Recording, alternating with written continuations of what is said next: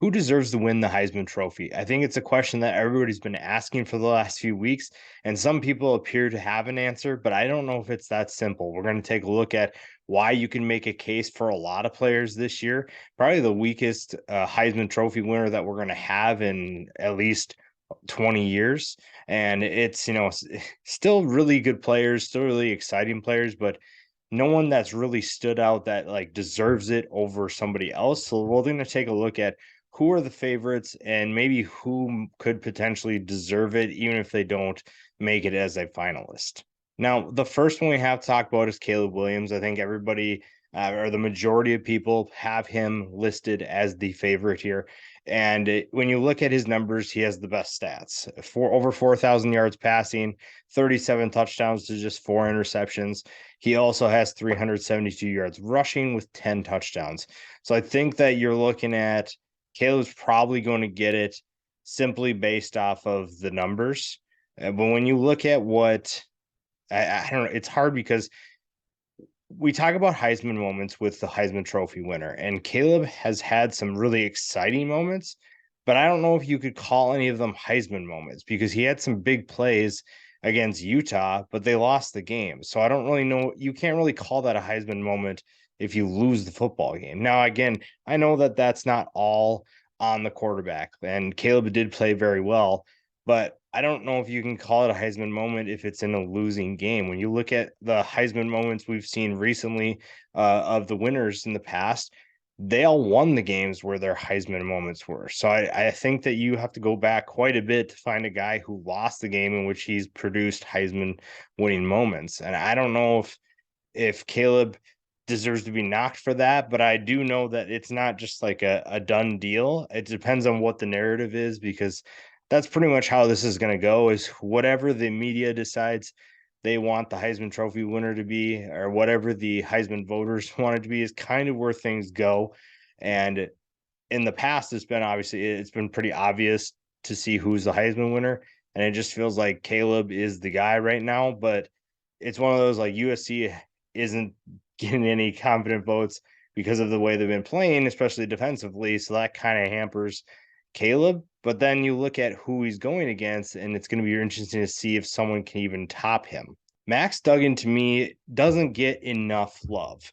When you look at his numbers, obviously they're worse than Caleb Williams. But still, over 3,300 yards passing, 30 touchdowns, just 4 interceptions, 404 yards, and 6 touchdowns. They've beaten every team that they've played because they beat Kansas State earlier in the year. And then, yes, they did lose to them, but Max Duggan wasn't the reason.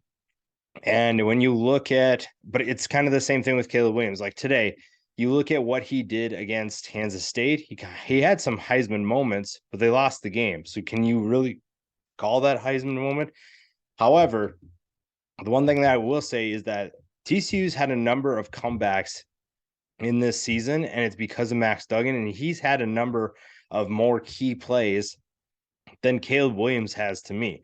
I think Caleb Williams has had some exciting plays, but some of them that we talked about, they're exciting, but they only picked up 7 yards. It's not like a Heisman moment, whereas Max Duggan has brought his team back from down double-digit deficits. So I think that's something that you have to keep in mind. And if anybody's going to challenge Caleb in the voting, it's probably going to be Duggan. Now, Drake Maye's performance against Clemson was extremely disappointing in the ACC championship. But for a while, he was going to be the guy that challenged one of these players at the top. And I think that he has the chance to do that in the future. But maybe not after this weekend. I think maybe this weekend kind of dampers his hopes, but he is someone that will probably be discussed when you're talking about the players that maybe deserve to win the award.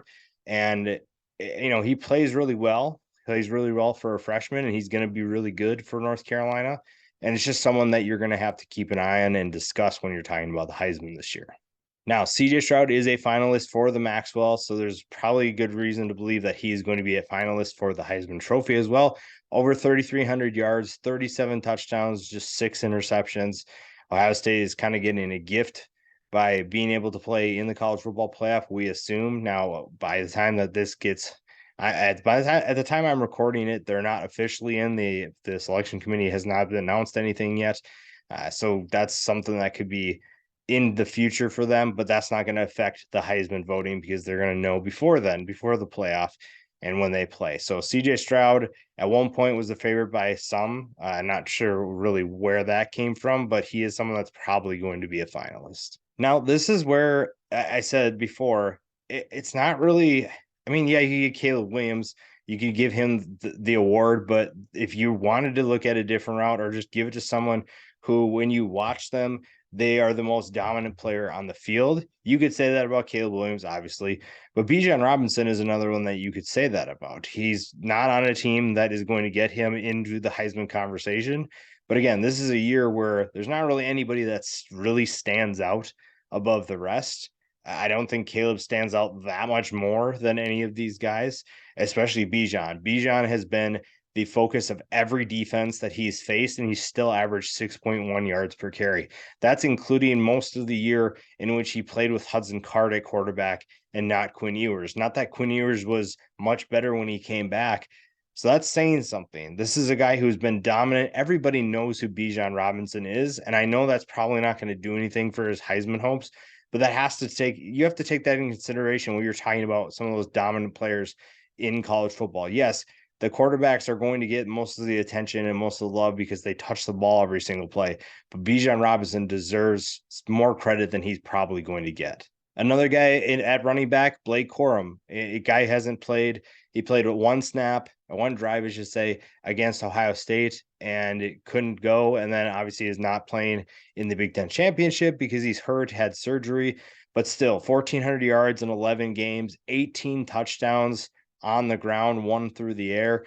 As someone who, again, Michigan is only where they are because largely because of what Blake Corum was able to do to be able to balance that offense. Yes, the defense and JJ McCarthy played a role too, but Blake Corum could be someone that you consider. But again, quarterbacks are probably going to win over this because running backs don't touch the ball every single play.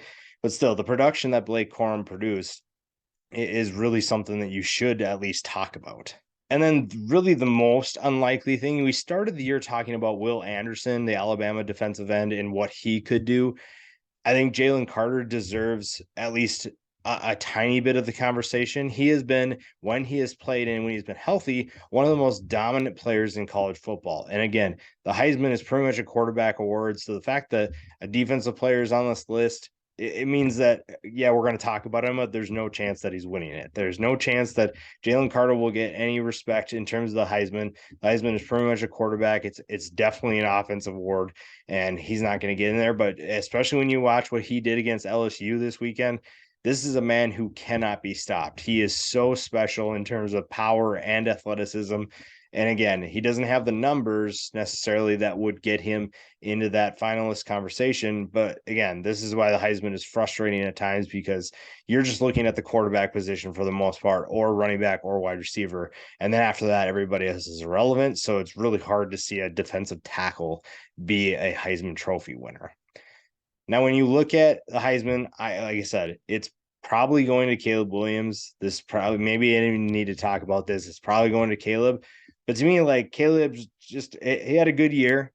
Those are good numbers, but it doesn't feel like a special season for him. You look at what we had in the past, Devontae Smith, Joe Burrow. Those were some special seasons that we've seen from special players. And I think Caleb is going to be special, but this just doesn't feel like a year in which, and it maybe this is recency bias talking from me, but it just feels like a disappointing year for USC. It feels like a disappointing year. And Caleb made some special plays, but again, I don't know if there were any big Heisman moments or that many moments in which put him in that conversation, or was he just playing really bad defenses? That's probably the other knock on him.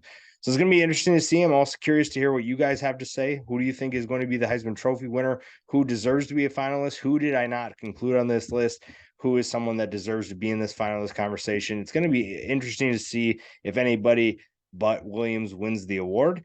And it's been a really interesting season for college football, a very fun season. And with the playoffs still ahead and bowl season, there's plenty more football that's going to get to us, plenty more excitement coming up.